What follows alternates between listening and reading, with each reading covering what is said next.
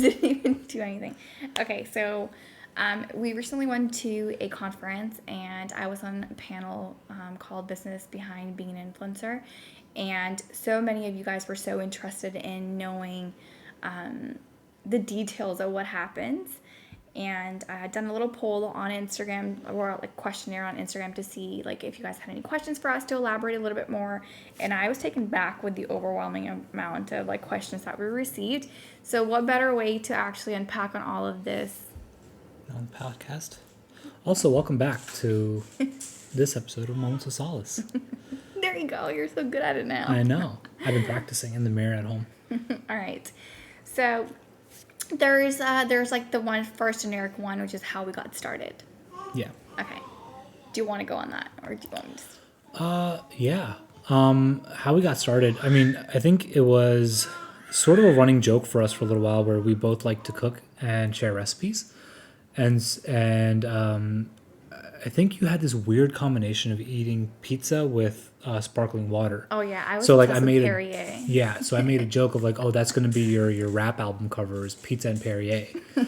So one day I actually just ended up buying the domain and was like, let's just do it. Let's just create a blog. And that's how Pizza and Perrier came to be. So that's how our first blog, and then how you got into being an influencer more so than me would be like our wedding photos, right? Yes. Like after we got married, our wedding photos went like, I don't want to say viral, but they got quite a bit of attention. First, it was our engagement shoot. Actually, we had done our engagement shoot with Greg in Atlanta, and that had gone viral. We were featured in The Knot, and it was like, that was us. And then during the wedding, my Valima pictures from Maryland went viral, and I guess like people got interested in like the details of the wedding and how like I had made the move from the south to the north, like I lived in New York City, and like so people just got really interested in like us as like a couple and newlyweds and our love for cooking and traveling, and then it just kind of picked up. Yeah. But I remember when we first moved to Brooklyn, we were like, you know what, like Pizza and Perrier, maybe we can't have that as a brand name because copyright issues. Yeah, like what if Perrier gets... Perrier comes back at us and was like, well, you guys can't use the word Perrier. So then we rebranded. By the way, Nabil is really, really good at like coming up with brand names. My brand, like our brand has been so lucky because he comes up with the best names for our brands. So it went Thread and Sew, and then we both were doing Thread and Sew together. We had our travel guides up there and like our love for food. We had food guides. Beard and brunch. And there was a lot of series on there, and then obviously our life changed in terms of having kids. We made a move. I became the primary face of, Thread and Sew, and then obviously he works in finance, so it just made sense for us to kind of part ways a little bit, and then we rebranded again. Yeah. Hopefully this is the last one. It is the last one. We're content. It is us. It is. Names is quite challenging because we have to like move everything over. So that's, hopefully that's But I think it's, in a way, it's good, right? Like, I think this time around when we rebranded, we finally found like us. we like, didn't. It was a reflection of everything that we love, and I love where we are with that. Yeah. So that's how we got started. That's how we started, yeah. Okay. I have to pull my phone out because obviously these questions are on Instagram, so I wanted to pull out on those. How do you shoot and edit content? Camera apps, how did you learn? Thanks. Ooh, how did you learn? You want to know the biggest fights we've ever had were actually because Maryam is the meanest person when she's giving feedback, right? And receiving it. I used to be. You've gotten much better. You've gotten significantly better. You're right. You've gotten much better. But when we first got married, right, we were living in Brooklyn, and I had bought her a camera for her graduation. And it was like a Lumix G7, phenomenal photo for anybody, or a camera for anybody who's looking at cameras. And I would try to take pictures of her, and she did not like them. And to be honest with you, she wasn't good at being photographed either, right? But she would be really mad at me. Well, just being attractive does not make you good at being photographed, okay? So I'm gonna nip that one in the bud because I knew you were coming where you were coming from. That is not what I was gonna say. I know that's not what you were gonna say, but it's because you were attractive that all of your other photos have turned out good. But anyways, yeah. So she would like get mad at me and like just like you didn't do it right. This is a terrible photo and blah blah blah. And so like okay, yeah, I did not say like that. First of all, you make me sound so vicious. You were vicious. I was not. You were a little freaking feral cat. Yeah, I bought a book. I went on Amazon and I bought a book on like how to take pictures, like how to be a photographer, and rule of the thirds and all that stuff. I remember this specifically. Actually, he came back from work and he used to carry this duffel bag to work, and one day he like just opened something. I think I was trying to take out his lunch bag from there, and I see this book in there and it says how to photograph people. Yes, that's what it was. How to photograph people. Yeah. And that's when I fell in love with him again. I was like, he's learning. He's willing to learn. So, we started. So when we started taking we took most of our own photos. Yep. We would set up tripods on our roof in Brooklyn, yep, and we would take pictures there. And then we started reaching out to some of the local photographers. We met some of our friends through all of that. Some of our really good friends are photographers that we met through just sort of the hustle of New York City. Yeah, we have Tiffany, we had Darian, Ali, Abdul, yeah. So, I mean, Zane was one of them. Yeah, it was. There was just a lot of people that we met through, content creation and all of that. We're very grateful for them. But yeah, majority of our content is shot in the house. Yeah. By us. Yeah. Or around the house. That was the really good thing about like living in Brooklyn is that you would turn a corner and it was like a brand new place, right? Like I still have pictures of the apartment when Tiffany used to come over and take pictures. Yeah. We would literally move furniture around because one, there wasn't a lot of space, but then two, you could literally just move the couch like near the window. It'd be a whole different place. And that street, the Brooklyn Bed-Stuy street, we used to just like use every single corner. But I think one of the questions, it was like, what were like apps and stuff that we use? So how do you shoot and edit content, camera apps? We don't edit a ton. Yes, we don't. Especially still like photography. We actually, one of our things, and I'll let you elaborate on it, but like early on, we actually sort of like talked about the things we want to make sure we don't do. Mm-hmm. Not so much from a brand perspective, but really just what we wanted to put out into the world. And a lot of it was like, we didn't want to put out like perfection in our own lives or of our own faces, right? Obviously not my face, more hers. But in all transparency, there was a phase where when I think this is when people like came out with like this like cohesive feed, when people were like editing their pictures in like the same like tones. Yeah, tones, yeah. And I think at that point we did try that and it did not do well for us.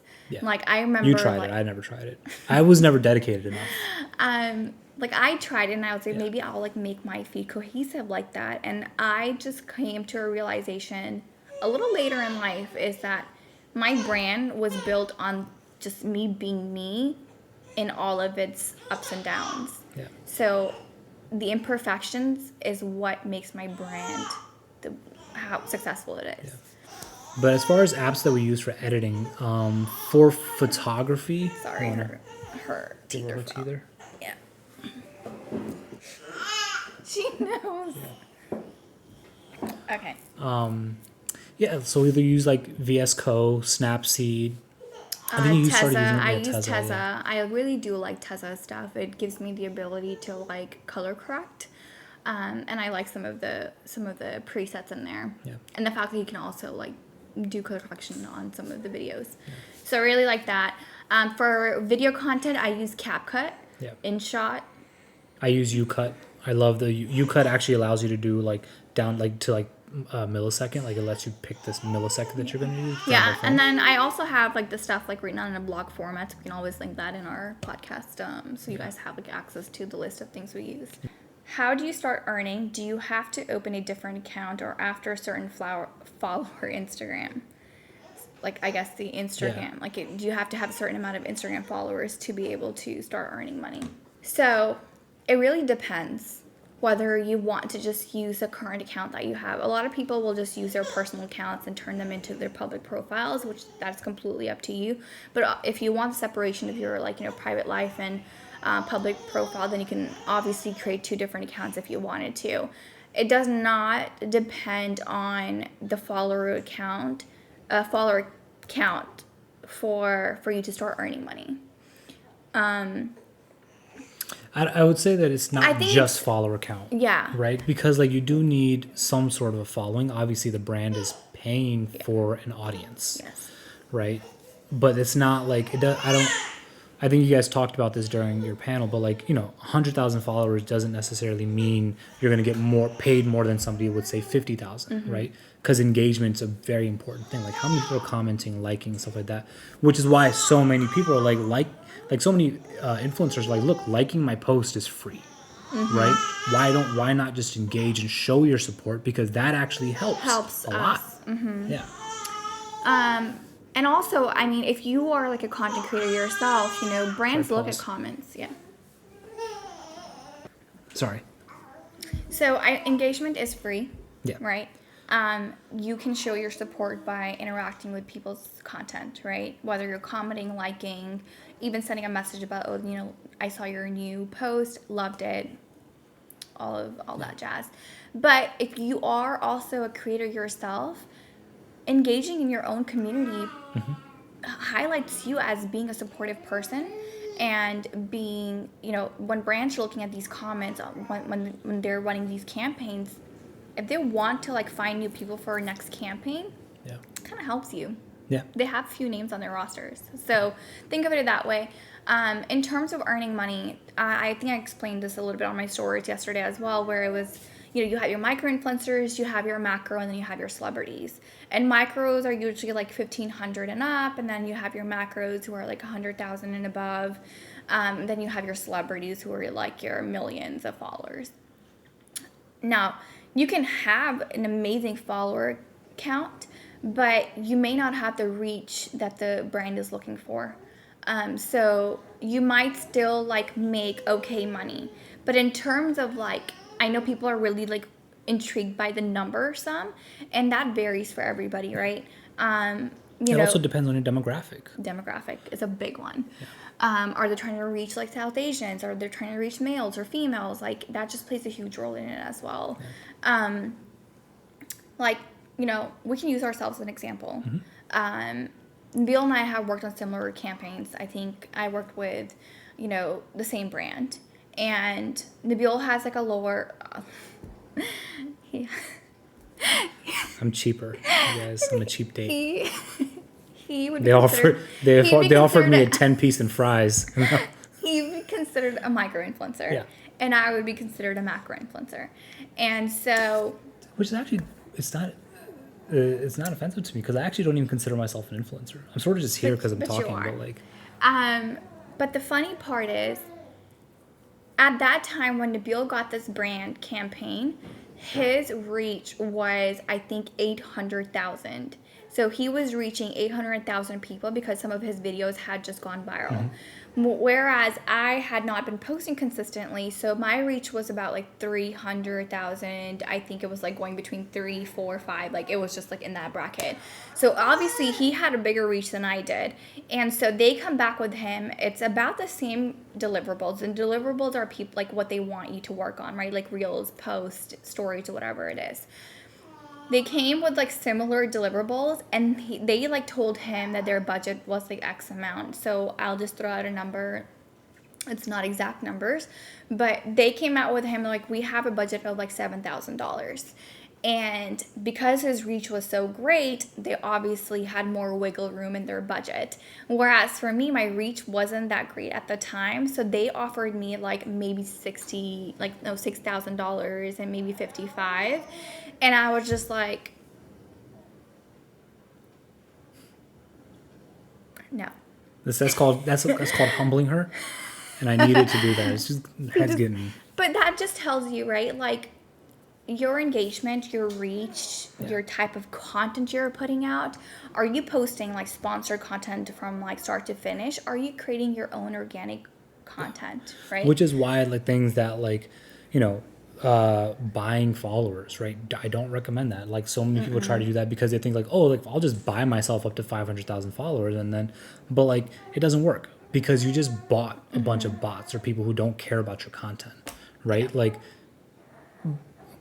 one thing I'll say for your community is that your community is super super engaged with you, right? Like it's in a way it's sort of like your village and not just a bunch of people who like your content, right? Like, and so your engagement I think is probably multiples of that of people who are sort of in your follower range. Yeah, Right, and but that came from like community building, Yeah. right? It came from like engaging with my audience, and storytelling plays a huge role in all of that. Yeah, sorry, But pause.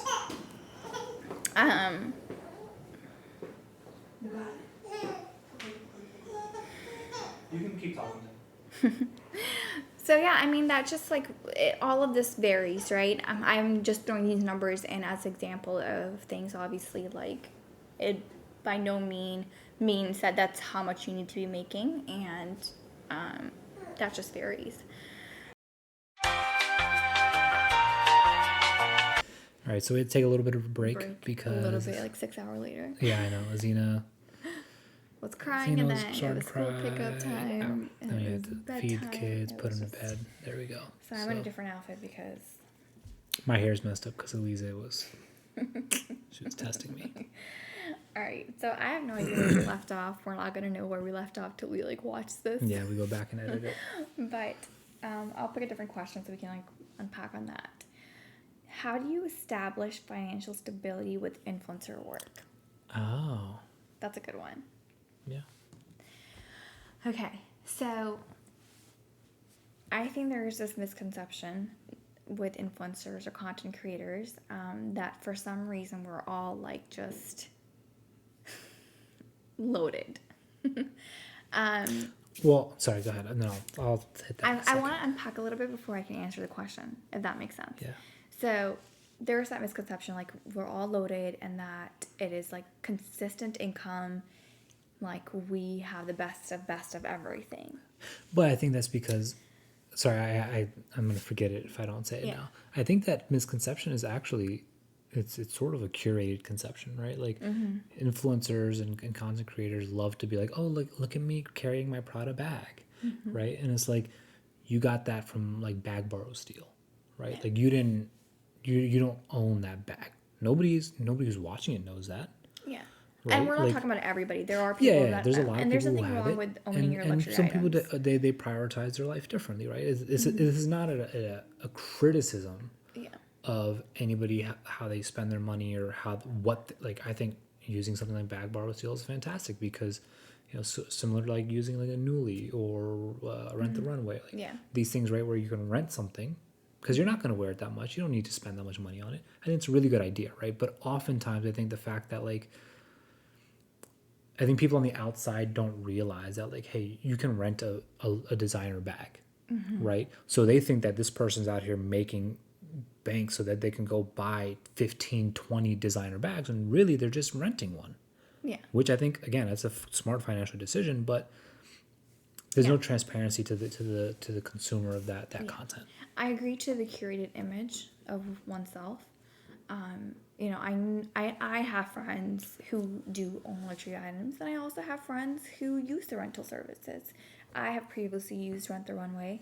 I use Nuuly. I don't use the back services, but for me, it's like, why am I spending so much money on like all these dresses when I'm just going to wear them a handful of times? Yeah. Unless I'm spending money to get investment pieces in my wardrobe, because I'm like, okay, you know what? Which is why one of the reasons I can't even like link my stuff. Yeah. Because I've owned it for so many years. Yeah. So if I'm going to spend money, it's going to be for things that I'm just going to keep on using and using and using. But if I'm going on a vacation, I'm not about to go shopping for like 5-6 different outfits. Especially not expensive ones. Exactly. So I'm like, okay, for that reason, I'll just use Nuuly or Rent the Runway. Move this way a little bit. Far from the mic. So that, or you just wanted me closer to you. That's really all it was. So, I mean, there's that, right?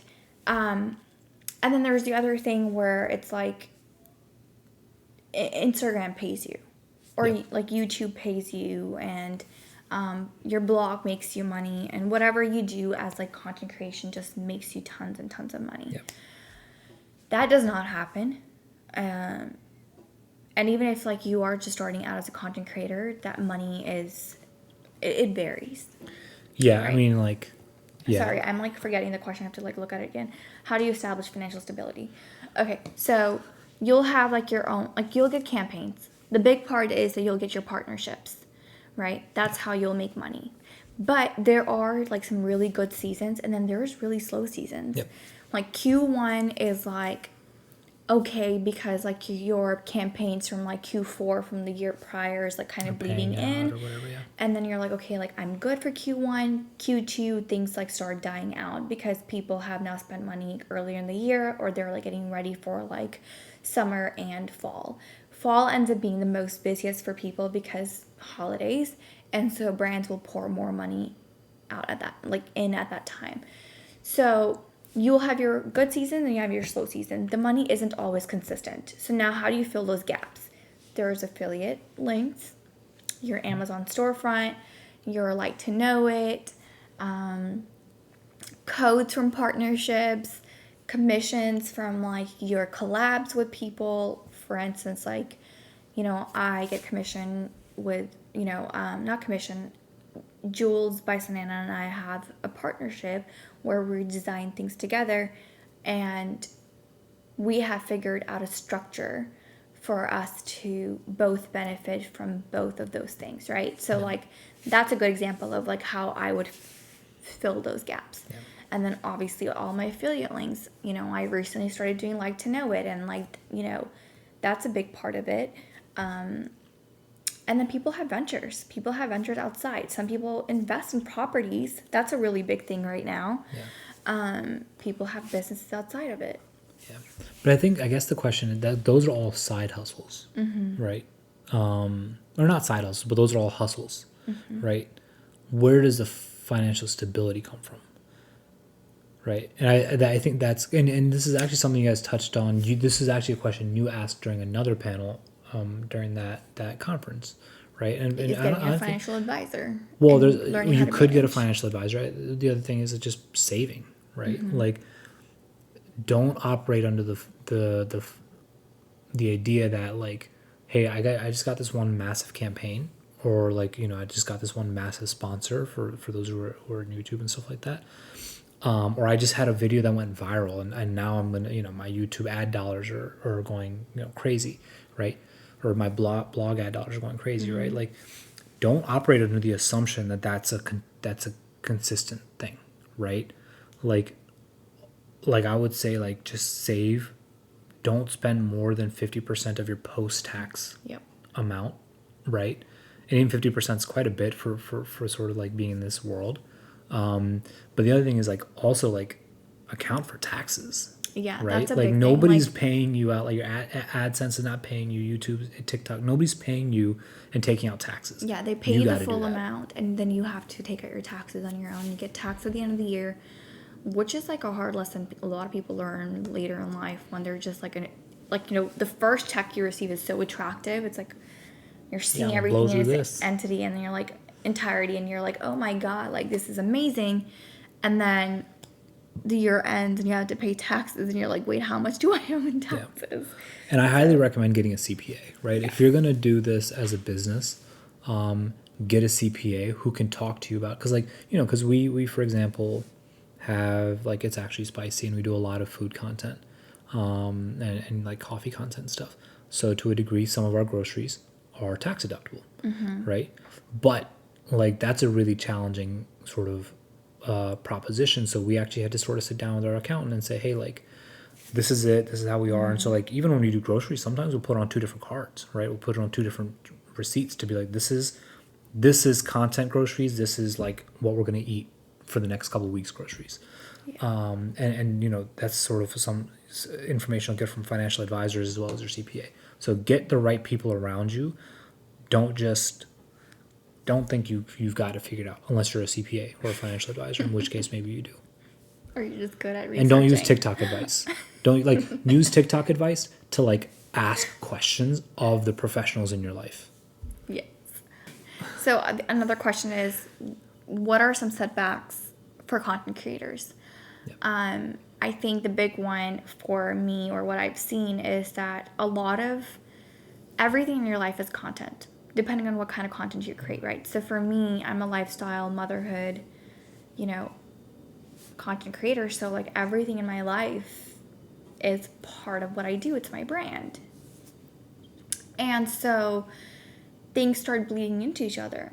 Like my content creation will go into my family time, and then I have to shoot content over the weekends. There's photo shoots and all of that thing. And I think it is so easy to get caught up in just content creation that you don't get to see or enjoy anything else. And so that's where, like, for me, I think a couple of years back, I was just like eating, breathing, living content creation. Yeah.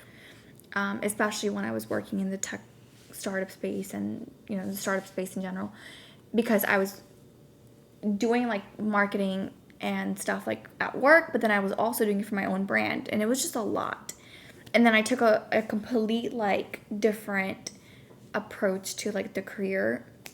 I completely pivoted, and I was like building an e-commerce side of the business. And to me that was like, okay, thank God I just got a break from content creation. So I think like that's one of that. Also getting the kind of hate you get from people. Cancel culture, negative comments, hate, people like speculating things that are so personal and people haven't shared for themselves. Yeah, no, I agree. I think the negative comments one was a big one, right? Because the thing is, content creation doesn't come with like a handbook, right? Like you don't go to school for it. Mm-hmm. There's really not a lot of people sort of, I think what's the term now? Gatekeep, right? Gatekeep. They play it close to the chest, right? Nobody tells you what your numbers should look like for partnerships. Nobody talks to you. Half of the people don't even want to share their contacts, right? So if you're out there like, oh, like, hey, when we were entering parenthood, I remember like you had spoken to some people. Like some people were like really generous, like, oh, here's brands, right? And other people dodged the question every chance they could, right? And it's just one of those things where like you don't like it's such a weird world because it's completely new and really nobody knows what's going on, even though it's been around for 7, 8. Yeah, there's a lot of secrecy. A lot of secrecy, and I think everybody's sort of self-conscious that like almost as if they give up their source, then they're not going to make enough money, right? It's just sort of, I don't want to call it crabs in a barrel because I've never seen anybody actively pulling each other down, right? But it is sort of everybody's sort of like, oh, this is mine, right? Yeah. So that's one of the downsides, and so because of that, like how to deal with negative comments, I think that's one of the hardest things because you think you have thick skin till a group of people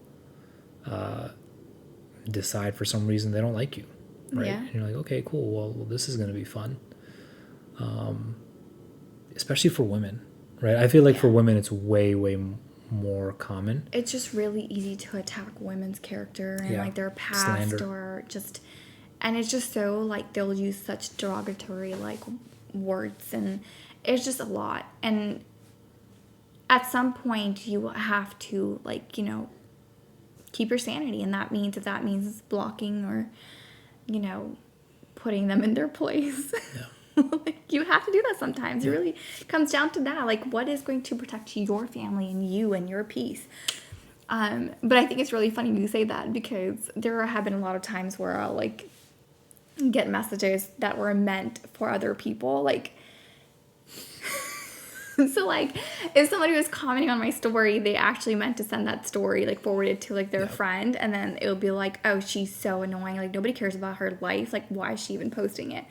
But then I, like, always take out time to respond to that because I'm like, if you are that upset about my story and my life being shared, then you do not have to be here. And the funny part is 99% of the time people are like, oh, I'm so sorry. I didn't think that you were going to see this. And I'm like... Yeah. I think that's the thing. Like, so many people feel like they can say something just because there's this sense of, like, anonymity or the sense of like, oh, this person's not even going to see it, so I can dehumanize them. Yeah. Or the ones that will like be extremely vulgar the entire time. Like their messages date back from like whatever, right? They're like hate you, B word, blah blah blah, like all of that. And then they'll be like, "Hey, where'd you get that dress from?" Yeah. I'm like, "You really think that I'm going to answer that for you?" Yeah, I mean, there's a lot of downsides to but there's content also creation. good sides. But there's way more good. Yeah, there's 100% like building a community, interacting with people, resonating with other people's stories, and kind of just finding your place. Yeah. It's just like it's great, which is why some of us like keep doing this over and over again, because we genuinely love the community that we've built.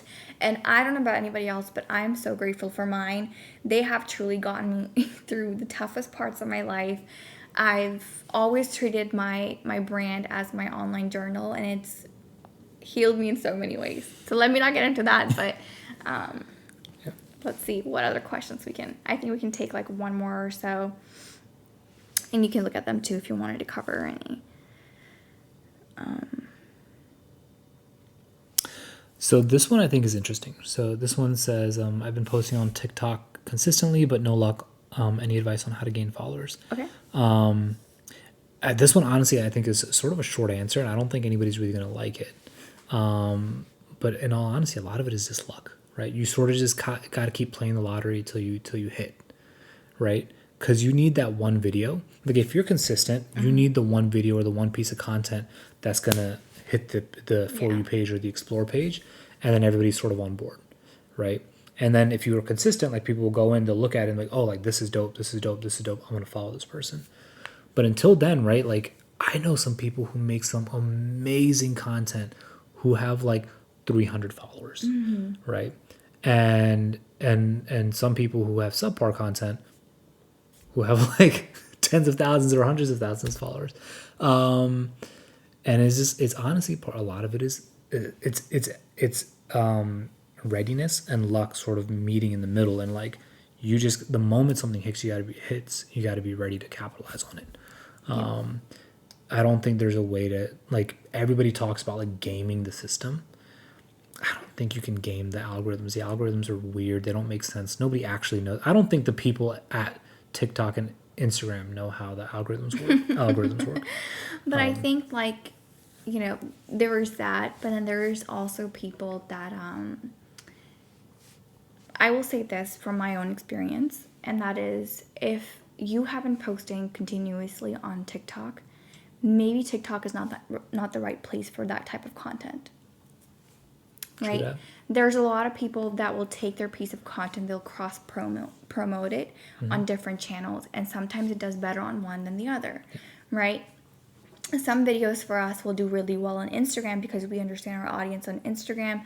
They'll resonate better, but then there's like some really fun things that we do as a couple, or like make fun of each other. That doesn't necessarily do well on TikTok, but it will pick up on TikTok. Like it won't do well on Instagram, but it will pick up on TikTok. Yeah. So it just really depends on, like, you will kind of have to like understand your audience. Is this the type of audience that's resonating? But you don't have it if you don't have. If you don't have, yes, but maybe that's again, right? Go back to like evaluating. Maybe the content you're posting isn't gaining you followers. Maybe you try a different approach. Maybe try something. Let's say you're posting things about makeup. Everybody on TikTok is posting about makeup and hair. It's such a saturated market. So maybe that's not what's going to get you the followers.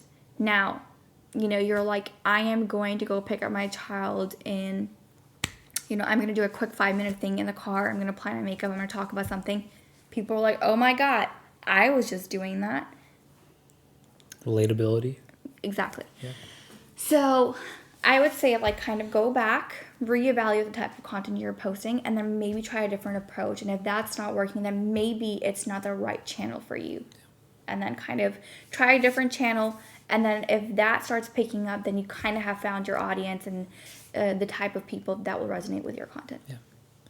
And also I think TikTok's one of those places where a lot of things go viral. So like if you just find a trend like of the moment, and jump on it. And if you do that a few times consistently, I'm sure something's going to stick.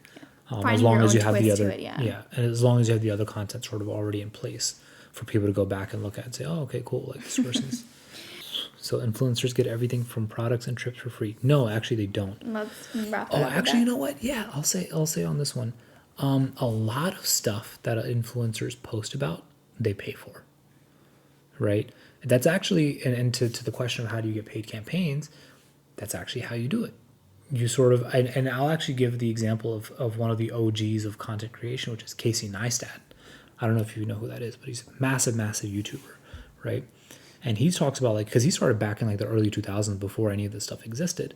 And his thing was like, you know, they used to make like videos as ads as if they already had, as like he made a video for Nike as if he was already making ads for Nike. He wasn't. He just made it, right? He did it for Adidas. He did, and that's how he would get some of these campaigns is because somebody would hit you up and be like, hey, like from and then sort of, We love that video of yours. can we have the video, right? They'll pay you for the video, or they're like, can you make one for us, right? We want to partner with you. We love your vision. So that's actually like a lot of the stuff that you see bloggers post about. Even like a lot of the stuff, like very few trips that we've been on have been paid for, right? And in part that's because we don't like to travel for work. We'll make content of our travel, but we don't travel for content, right? But I wouldn't say no to a paid trip, but but yeah, it really is. I think that's a big misconception. Yes. I mean, people see like PR packages and they're like, well, she just received a PR package, so everything now she's going to post is like for free. But it isn't, like when people post about Sephora sales and things like that, like they actually went out, use their own money to buy these products from Sephora so they could share with you which ones were their favorite picks. Or when people like go to Target and they pick out like these 5 sets to try on and share with you the haul, like they paid for that. Yes, a lot of these things will turn into campaigns in the future, and then you'll get some items to like, work with. But, I would say like it's not necessarily true. Yeah. And actually I would say it's not true. Yeah. Right. So much of the stuff, like people they're just doing it because they want it. Yeah. Right. And like sometimes you'll see that people are taking these brand trips, right? And I think I don't know where things are now, post-COVID, but before COVID, like brands weren't like, now you see like a +1 or a family, like entire family going on a brand trip, right? Yeah. Like that, like brands are not flying out an entire family to go to this trip. Yeah. So people end up like they'll cover the cost for like that specific content creator they want to work with, and then that, like, then they will pick they'll pick up the cost of for the rest. Then they will like give you a room with like 1 bed, and then you're like, well, now I have to upgrade for my entire family, the activities, the food, and all that stuff. Like it ends up being a lot. Yeah. So while it looks really attractive from like watching it off of like TikTok and Instagram, like, oh, they flew out the entire family, in most cases that is like not what's happening. They have very specific budget for what they want to like apply to one person. They try to accommodate in the best ways that they can. I won't say no to that, but yeah. All right, I think we've covered majority of it. If you guys have like more questions, please like comment them in the section below, and we'll try to get back to you guys there, create a little conversation in the comments. Yeah. But yeah, it was kind of nice to kind of unpack on like what's my life and what's yours. Like, we do this, and there's just a lot of things that go into all of this. I wish like it's just such a like untraditional career path, and like even though now that it's becoming mainstream and people are now understanding like what's happening behind closed doors, like it's just, yeah, people don't think it's work. Yeah, I think that's I think because influencers are meant to make things look natural and organic, that they end up making things look too easy in a way, right? Like influencers and content creators are effectively one-man marketing shops, right? In the beginning, they're one man. Eventually you grow, you get, photographers, videographers, editors, so on and so forth, managers, sort of on board. But like in the beginning, like you have one person who's coming up with ideas, finding products, shooting the images, editing them, shooting the video, editing the video, pitching ideas, negotiating contracts, invoicing, chasing, because there's a lot of brands who don't pay you on time, right? They'll sort of just sit on the check until you're like, hey, my 60-day period's up. And then you have to get a lawyer for stuff like that. Yeah, there's times where you'll have to find a lawyer and chase it, right? And then there's a lot of brands engaging with your audience. Yeah, engaging with your audience. Yeah, responding and all that stuff. So you're doing so much, right? And everybody just sees like the one picture and like all you did was you walked into a room, you took a picture and you walked out, right? But it's really not the case. Yeah. If you're starting out, good luck to you. I hope you get whatever you want out of this journey, and we will see you next episode. Yeah. This felt like a really weird, like not weird, but like a very different episode. Like almost like we're sitting here like just answering people's. It was like a Q&A. Yeah, but it was kind of nice, right? Yeah. It was like that's what they wanted, and we gave them that. Yeah. So let us know. Yeah. Cool. All right. Well, thanks everyone. We're gonna go eat dinner now.